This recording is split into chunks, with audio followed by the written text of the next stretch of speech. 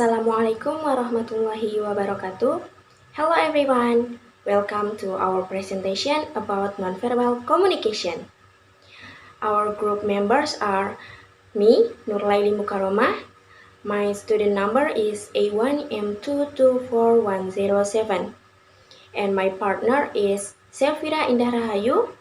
Her student number is A1M224113.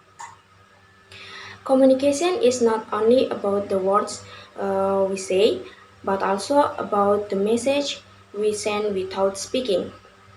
In fact, research shows that more than half of our daily communication is non-verbal. That means our gestures, facial expressions, tone of voice, and even how we use face all send powerful message. In these presentations, we are going to discuss 6 main types of nonverbal communication, such as kinesics, proxemics, paralanguage, haptics, chronemics, and artifacts. Now, let's begin with the first one, kinesics. Kinesic, body movement and facial expression. Kinesics is the study of body movement, gestures, facial expression, and postures. It is one of the most visible forms of nonverbal communication. Our body can express emotions even when we don't say a word. For example, smiling shows happiness or friendly. Frowning can show anger, sadness, or disagreement. Nodding the head means yes, while shaking, it means no. Crossing arms might show that someone feels defensive or uncomfortable. Raising eyebrows can mean surprising or curiosity. Our facial expressions are universal. No matter where we come from, emotions like happiness, sadness, fear, and anger are easily recognized by everyone. Even our posture communicates. Standing straight with your shoulders back shows confidence, while slouching can show tiredness, boredom, and insecurity. Kinesics helps us understand others' feelings even without asking. For instance, a teacher can see if students are interested just by observing their body language. Uh, are they sitting up and making eye contact, or are they looking bored? So, through kinesics, our body truly becomes a language that everyone can understand. And the second type is proxemics, which refers to how we use space when we communicate.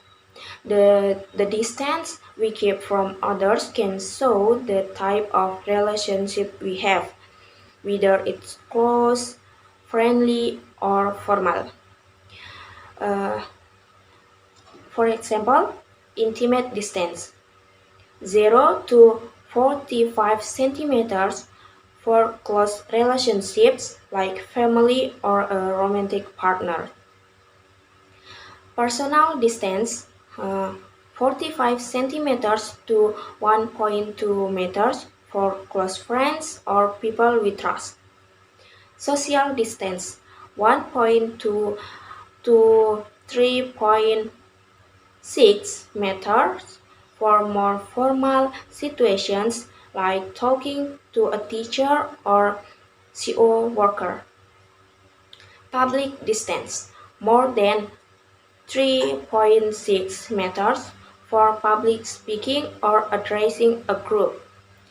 For example, when we talk to our friends, We might stand closer, but with talking to a teacher or stranger, we keep more distance. Proxemics also depends on cultures. In some countries like Indonesia, keeping a polite distance shows respect, but in some cultures, standing in very close shows friendliness or warmth. If we don't understand this, it can sometimes cause awkwardness or misunderstanding. Therefore, learning proxemics help us to communicate politely and comfortably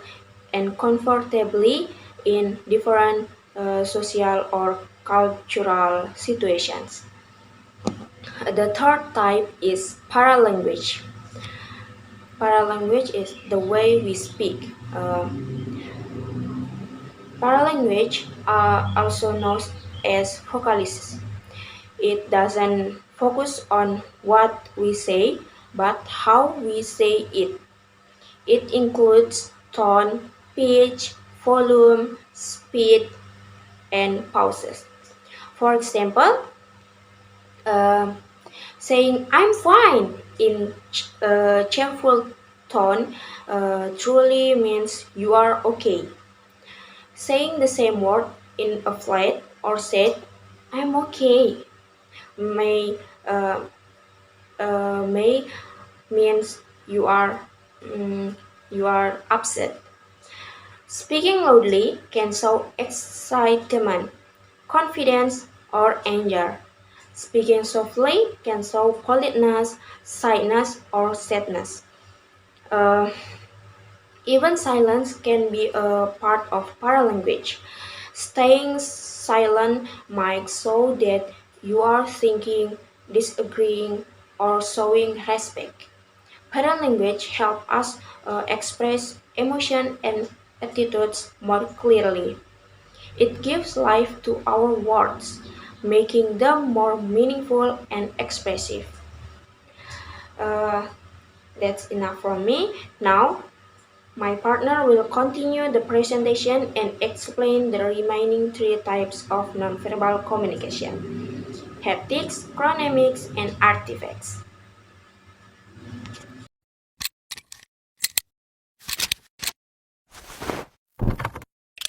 Okay, Assalamualaikum warahmatullahi wabarakatuh. I really appreciate to Nurlaili for the opportunity that has been given to me. My name is Elviranda Rahayu. My official number is A1M22411 and 3. Next, I'm gonna to continue with the haptic material. First, haptic. Haptics is touch. The definition of haptics means communication through touch. It refers to how people use touch to express feelings, emotions, and relationships. According to Mark Knapp, 2013, haptic is the study of how touch functions in communication. Touch is one of the most powerful nonverbal ways to show emotion, comfort, connection between people. For example, handshake to show greeting or respect. A hug to show love, comfort, or sympathy.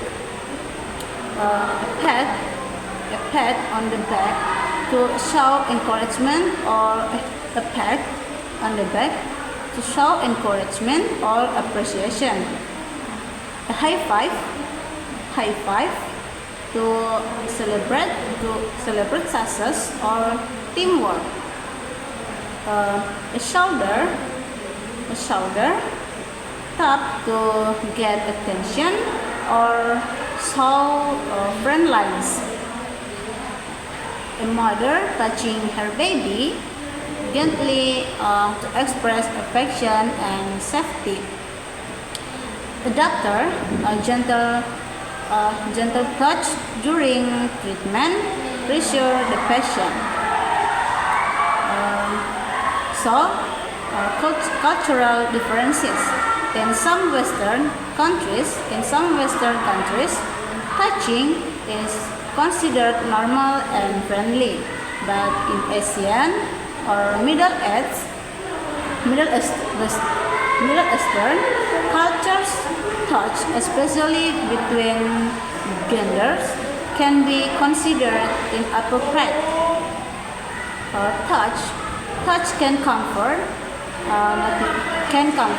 motivate, or connect people, but it should always be respectful and appropriate.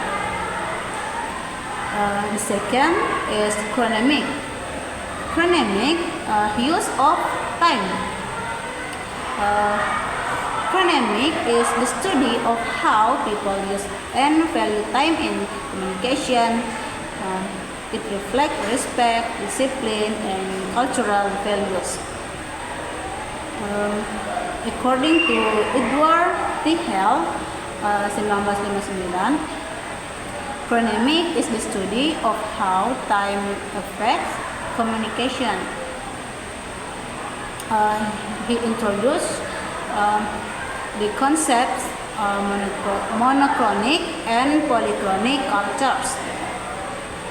One, monochronic cultures like Japan, Germany, or the United States view time as linear, structured, and variable. People do one thing at a time. Meanwhile, polychronic cultures like Indonesia, or the Middle East see time as flexible and emphasis over strict schedule. Time sends silent message about our personality and attitude. Being punctually like both communication, sometimes above our character. For example, being on time for meeting show respect and discipline. Being late may signal disorganization or lack of concern. Spending more time with someone shows affection and care. And submitting assignment before the deadline shows responsibility. Talking too long in meetings may show poor time management. Arriving early for interviews shows seriousness and enthusiasm. For example, cultural examples in Japan and Germany, punctuality is very important. In Indonesia or Latin America, being slightly late is acceptable. In the United States, time is money. Time is money, showing a strong value on efficiency. And how we use time is a non-verbal way of saying who we are and what we value. And the last, artifact. The definition of artifacts are personal objects or physical items that communicate identity, culture, and personality. Objects around us communicate silently about who we are, our social status, and our cultural background.